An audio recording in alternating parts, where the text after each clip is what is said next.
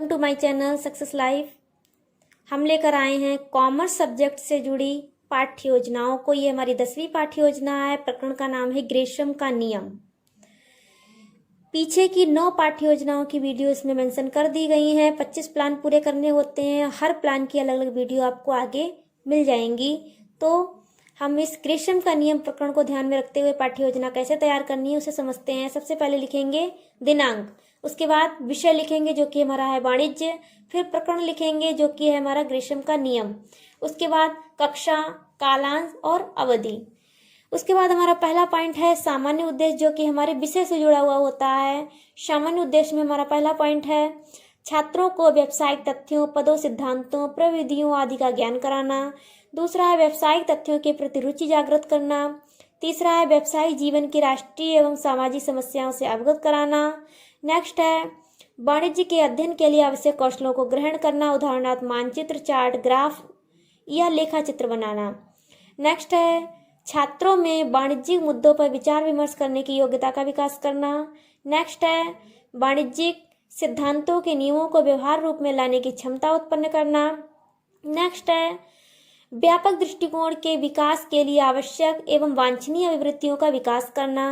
Next है वाणिज्य में सिद्धांतों, निष्कर्षों, समस्याओं, प्रक्रियाओं आदि की समझदारी विकसित करना। ये तो हो गए हमारे सामान्य उद्देश्य। आगे हम लिखेंगे, नेक्स्ट हेडिंग होगी हमारी विशिष्ट उद्देश्य। विशिष्ट उद्देश्य जो होते हैं हमारे प्रकरण से जुड़े हुए होते हैं, जिनकी संख्या 3 से 4 होती है।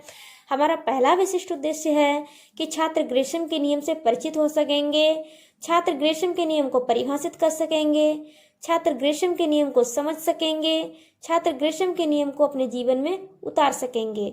हमारा नेक्स्ट पॉइंट है शिक्षण सहायक सामग्री। इसमें हम उन वस्तुओं को शामिल करते हैं, उन्हीं के नाम इसमें मेंशन करते हैं जो हमारे टॉपिक से जुड़े हुए हैं, हमारे टॉपिक को समझाने में क्लास में बच्चों की सहायता कर सकें। तो हमने इसमें अच्छी तथा बुरी मुद्रा, नोट एवं सिक्के शामिल किए हैं। यानी कि हम इसमें बच्चों को जब हम ये टॉपिक पढ़ाएंगे तो सबसे पहले हम नोट और सिक्के लेकर जाएंगे, और नोट जो है एक साफ सुथरा लेकर जाएंगे और एक बुरी मुद्रा यानी फटा हुआ नोट लेकर जाएंगे, ताकि हम बच्चों को इस टॉपिक को समझा सकें। नेक्स्ट हमारा पॉइंट है पूर्व ज्ञान। पूर्व ज्ञान में लिखेंगे छात्र अच्छी व बुरी मुद्रा के विषय में सामान्य जानकारी रखते हैं। 5वां पॉइंट है प्रस्तावना प्रश्न। इसमें 2 कॉलम बनेंगे, छात्राध्यापिका क्रियाएं, छात्र क्रियाएं, और इनकी संख्या भी 4 से 5 होनी चाहिए प्रश्नों की संख्या, और इन प्रश्नों में आपस में इंटरलिंकिंग होनी चाहिए। इस बात का विशेष ध्यान रखना है। प्रस्तावना प्रश्न जो होते हैं वो बच्चों के पूर्व ज्ञान से जुड़े होते हैं, और इस प्रकार से प्रश्न पूछते पूछते जो आखिरी हमारा क्वेश्चन होता है वो हमारे प्रकरण तक बच्चों को लेकर जाता है। इस तरह से क्वेश्चन पूछे जाते हैं। तो हमारा पहला प्रश्न है विद्यार्थी को पढ़ने हेतु किन किन वस्तुओं की आवश्यकता होती है, छात्र बता देंगे। पेन, पेंसिल, कॉपी, पुस्तक इत्यादि की।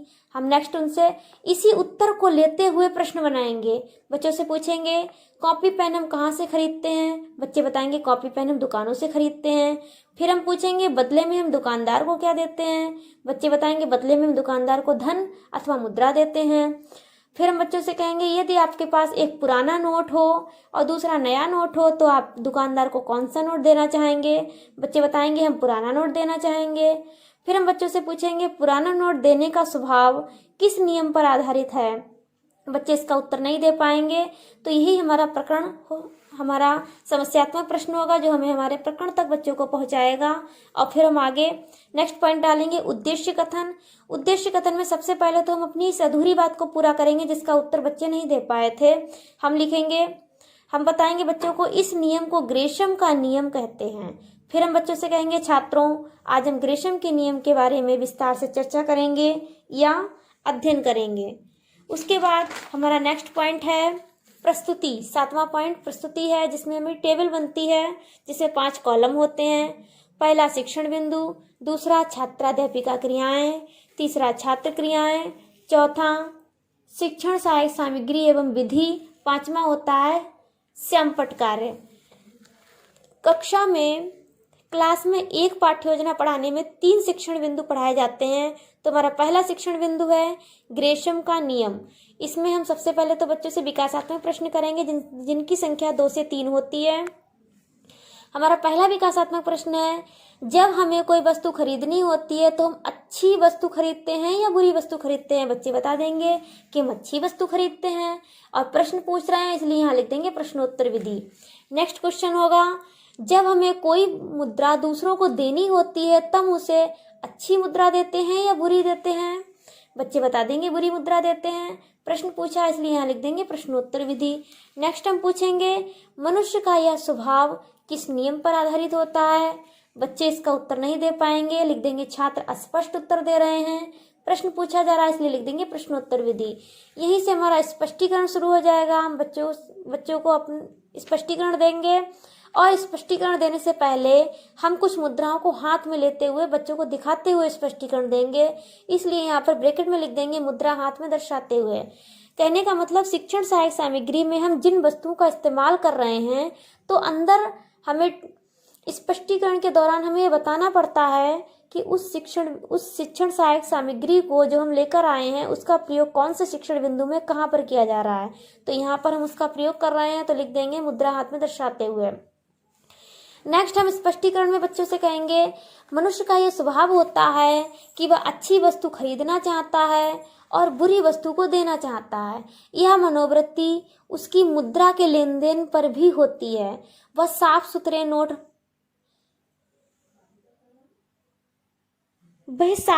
नोट लेना चाहता है तथा यह स्वभाव ग्रेशम के नियम पर आधारित होता है। फिर हम बच्चों को बताएंगे, इंग्लैंड की महारानी एलिजाबेथ प्रथम ने अपने शासनकाल में देखा कि प्रचलित नोट अच्छे नहीं हैं, वह घिस गए हैं। उन्होंने पुरानी मुद्रा को बंद करने के लिए नए सिक्के चलवाए, लेकिन जैसे ही नए सिक्के बाजार में आए वे गायब हो गए और बाजार में पुराने सिक्के ही चलते रहे। इन्होंने क्या किया, इनके आर्थिक सलाहकार सर थॉमस ग्रेशम ने जो कारण बताया वही ग्रेशम का नियम कहलाया। जब हम बच्चों को ये बात बता रहे हैं तब बच्चे हमारी बात को ध्यानपूर्वक सुन रहे हैं, इसलिए लिख देंगे छात्र ध्यानपूर्वक सुन रहे हैं। यहाँ प्रदर्शन विधि और व्याख्यान विधि लिखेंगे, क्योंकि हम बच्चों को मुद्राएं दिखा रहे हैं इसलिए प्रदर्शन विधि, एक्सप्लेन कर रहे हैं इसलिए व्याख्यान विधि। और स्पष्टीकरण के दौरान ही हमें श्यामपट्ट कार्य भी करना होता है, जिसमें हम मुख्य पॉइंट ही लिखते हैं और बहुत संक्षिप्त कार्य करते हैं श्यामपट्ट पर। तो हमने लिखा है ग्रेशम का नियम, एलिजाबेथ प्रथम जो कि इंग्लैंड की थी, सर थॉमस ग्रेशम जो कि सलाहकार थे, अच्छी मुद्रा बुरी मुद्रा को चलन से बाहर कर देती है, यही ग्रेशम का नियम है। इतना बताने के बाद हम अपने स्पष्टीकरण में से ही 2 या 3 बोधात्मक प्रश्न पूछेंगे। हमारा पहला बोधात्मक प्रश्न है, ग्रेशम का नियम क्या है? अब बच्चों ने ध्यान से सुना है तो बच्चे बता देंगे, अच्छी मुद्रा बुरी मुद्रा को चलन से बाहर कर देती है, यही ग्रेशम का नियम है। प्रश्न पूछा जा रहा है इसलिए प्रश्नोत्तर विधि। नेक्स्ट हमारा बोधात्मक प्रश्न है, इंग्लैंड की महारानी कौन थी? बच्चे बता देंगे एलिजाबेथ प्रथम थी, और यहाँ प्रश्न पूछा जा रहा है इसलिए लिख देंगे प्रश्नोत्तर विधि। अब हमारा दूसरा शिक्षण बिंदु है, फॉर्मेट सेम रहेगा, वही 5 कॉलम रहेंगे। हमारा दूसरा जो शिक्षण बिंदु है उसमें सेकंड पॉइंट डालकर लिखेंगे ग्रेशम का नियम का कार्यक्षेत्र। सबसे पहले हम विकासात्मक प्रश्न पूछेंगे जिनकी संख्या 2 से 3 होती है। हमारा पहला विकासात्मक प्रश्न है, यदि चलन में सोने व चांदी की मुद्रा हो तो आप कौन सी मुद्रा प्राप्त करना चाहेंगे? बच्चे बता देंगे सोने की मुद्रा, यहाँ लिख देंगे प्रश्नोत्तर विधि।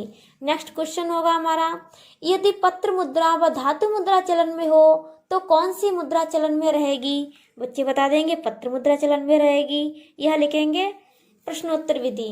नेक्स्ट हम पूछेंगे ग्रेशम के नियम के कार्यक्षेत्र के बारे में आप क्या जानते हैं? बच्चे नहीं बता पाएंगे, लिख देंगे छात्र स्पष्ट उत्तर दे रहे हैं, यहाँ लिखेंगे प्रश्नोत्तर विधि।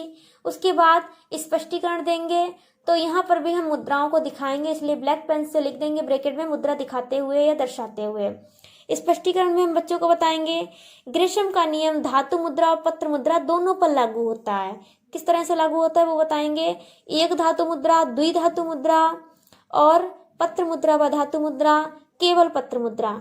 तो हम बच्चों को बताएंगे एक धातु मुद्रा के बारे में।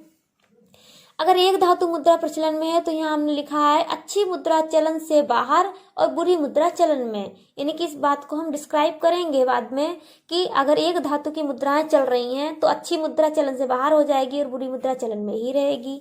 फिर द्विधातु मुद्रा अगर है तो अधिक मूल्य की धातु मुद्रा चलन से बाहर व कम मूल्य की धातु मुद्रा चलन में। पत्र मुद्रा और धातु मुद्रा के बारे में बताएंगे। धातु मुद्रा चलन से बाहर, जो क्योंकि उसका आंतरिक मूल्य होता है, तथा पत्र मुद्रा चलन में। केवल पत्र मुद्रा के बारे में बताएंगे।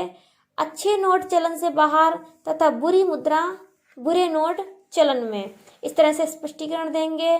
उस समय बच्चे हमारी बात को ध्यान से सुन रहे हैं, इसलिए यहाँ लिखेंगे सभी छात्र ध्यानपूर्वक सुन रहे हैं। यहाँ व्याख्यान विधि और प्रदर्शन विधि डालेंगे, क्योंकि हम यहाँ पर बच्चों को रुपए भी दिखा रहे हैं और एक्सप्लेन भी कर रहे हैं। स्पष्टीकरण के दौरान ही श्यामपट्ट कार्य करना होता है, तो श्यामपट्ट कार्य में लिखेंगे कार्य क्षेत्र हेडिंग डालकर एक धातु मुद्रा, द्वि धातु मुद्रा, पत्र मुद्रा व धातु मुद्रा, पत्र मुद्रा। बोधात्मक प्रश्न पूछेंगे जिनकी संख्या 2 से 3 होती है। हमारा पहला बोधात्मक प्रश्न है कि जब एक धातु मुद्रा चलन में हो तो नियम कैसे लागू होगा। बच्चे बताएंगे अच्छी मुद्रा चलन से बाहर, बुरी मुद्रा चलन में। प्रश्न पूछा जा रहा है, इसलिए लिखेंगे प्रश्नोत्तर विधि। दूसरा प्रश्न है हमारा, जब पत्र मुद्रा व धातु मुद्रा चलन में हो तो नियम कैसे लागू होगा। बच्चे बताएंगे धातु मुद्रा चलन से बाहर और पत्र मुद्रा चलन में। अब यहाँ प्रश्नोत्तर विधि, क्योंकि यहाँ पर प्रश्न पूछे जा रहे हैं, इसलिए लिखेंगे प्रश्नोत्तर विधि। अब हमारा तीसरा शिक्षण बिंदु है ग्रेशम का नियम लागू होने के कारण।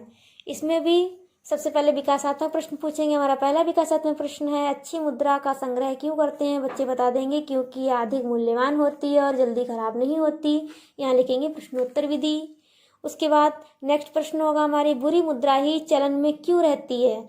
बच्चे बताएंगे क्योंकि यह शीघ्र नष्ट हो जाती है। यहाँ लिखेंगे प्रश्नोत्तर विधि। नेक्स्ट क्वेश्चन है हमारा विकासात्मक प्रश्न ग्रेशम का नियम लागू होने के कारण बताओ। बच्चे कारण नहीं बता पाएंगे, लिख देंगे छात्र स्पष्ट उत्तर दे रहे हैं। यहाँ हो जाएगा प्रश्नोत्तर विधि।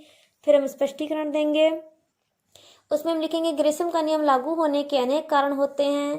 पहला अच्छी मुद्रा का संग्रह, सिक्कों को गलाना, विदेशी भुगतान। अच्छी मुद्रा का संग्रह में लिखेंगे बचत के रूप में लोग नए व पूर्ण वजन के सिक्के ही संग्रहित करते हैं, क्योंकि ये अधिक मूल्यवान होते हैं। सिक्कों को गलाना में लिखेंगे गलाने के 2 कारण होते हैं, पहला लाभ कमाना, दूसरा जेवर बनवाना। लाभ कमाने में लिखेंगे आंतरिक मूल्य अंकित मूल्य से अधिक होता है, अतः इन्हें गलाकर व बेचकर लाभ कमाते हैं। दूसरा है जेवर बनवाना, लोग सोने चांदी के सिक्कों को गलाकर जेवर बनवा लेते हैं, ये सस्ते पड़ते हैं। हमारा तीसरा पॉइंट था विदेशी भुगतान। इसमें लिखेंगे विदेशी भुगतान हेतु नए व पूर्ण वजन के सिक्कों का प्रयोग किया जाता है, जिससे नए व पूर्ण वजन के सिक्के एकत्रित करने के कारण प्रचलन से बाहर हो जाते हैं। जिस समय स्पष्टीकरण दे रहे हैं उस समय बच्चे ध्यान से सुन रहे हैं, लिखेंगे सभी छात्र ध्यानपूर्वक सुन रहे हैं। व्याख्यान विधि है, क्योंकि यहाँ पर स्पष्टीकरण दिया जा रहा है, लिखेंगे व्याख्यान विधि। और स्पष्टीकरण के दौरान ही श्यामपट्ट कार्य करना होता है। इसमें लिखेंगे कारण अच्छी मुद्रा का संग्रह, सिक्कों को गलाना, जिसमें हमारे 2 पॉइंट आए थे, लाभ कमाना, जेवर बनवाना। तीसरा पॉइंट था विदेशी भुगतान। स्पष्टीकरण के बाद हम बच्चों से बोधात्मक प्रश्न पूछेंगे जिनकी संख्या 2 से 3 होती है, जो कि हमारे स्पष्टीकरण से ही लिए गए होते हैं। पहला हमारा बोधात्मक प्रश्न है सिक्के गलाने के कौन कौन से कारण है। बच्चे बता देंगे लाभ कमाना और जेवर बनवाना। प्रश्नोत्तर विधि का इस्तेमाल किया गया है। नेक्स्ट क्वेश्चन है ग्रेशम का नियम लागू होने के 2 कारण बताओ। बच्चे बताएंगे सिक्कों को गलाना और विदेशी भुगतान। तो ये तो हो गए हमारे तीनों शिक्षण बिंदु। आगे हमारा 8वां पॉइंट होगा श्यामपट्ट सार एवं निरीक्षण कार्य। इसमें लिखेंगे छात्राध्यापिका छात्रों को श्यामपट्ट सार अपनी उत्तर पुस्तिकाओं में उतारने का निर्देश देकर स्वयं कक्षा में घूम घूम कर निरीक्षण करेगी। नेक्स्ट पॉइंट है पुनरावृत्ति या मूल्यांकन प्रश्न की बात होती है। ये मूल्यांकन प्रश्न जो होते हैं हमारे पूरे प्रकरण से जुड़े हुए होते हैं। इनकी संख्या भी 3 से 4 या 5 रह सकती है। 4 क्वेश्चन हमने लिए हैं। पहला क्वेश्चन है इंग्लैंड की महारानी कौन थी। दूसरा है जब पत्र मुद्रा और धातु मुद्रा चलन में हो तो ग्रेशम का नियम कैसे लागू होगा। सिक्के गलाने के कौन कौन से कारण हैं। ग्रेशम का नियम लागू होने के कोई 2 कारण बताओ। बच्चे इनका उत्तर दे देंगे यदि उन्होंने आपको ध्यान से सुना और समझा है। नेक्स्ट एंड लास्ट पॉइंट होता है गृह कार्य। गृह कार्य में प्रश्न उत्तर बच्चों को नहीं देते हैं, क्योंकि पूरे प्लान में हमने बच्चों से प्रश्नोत्तर पूछे हैं तो उन्हें कुछ अलग हटके देते हैं ताकि उन्हें बोरिंग ना लगे। तो हमने इसमें बहुविकल्पी प्रश्न बच्चों को दिए हैं। हमारा पहला बहुविकल्पी प्रश्न है सर थॉमस ग्रेशम आर्थिक सलाहकार थे। यहाँ पर हमने 4 ऑप्शन भी दिए हैं, एलिजाबेथ प्रथम, एलिजाबेथ द्वितीय, मार्शल या कोई नहीं। नेक्स्ट है ग्रेसम का नियम लागू होने के कारण है, पहला सिक्कों को गलाना, दूसरा अच्छी मुद्रा का संग्रह, अच्छी सिक्कों का निर्यात, और चौथा है उपयुक्त सभी। आप देख रहे हैं अलाउ भी किया गया है। इसका मतलब ये है कि प्लान पूरी तरह से चेक है, प्रेजेंट करने के योग्य है, इसमें कोई भी गलती नहीं है।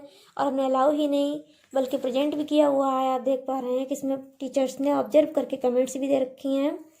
और अगर प्लान आपको अच्छा लगे आप लाइक कीजिएगा, शेयर कीजिएगा, सब्सक्राइब करना मत भूलिएगा। धन्यवाद।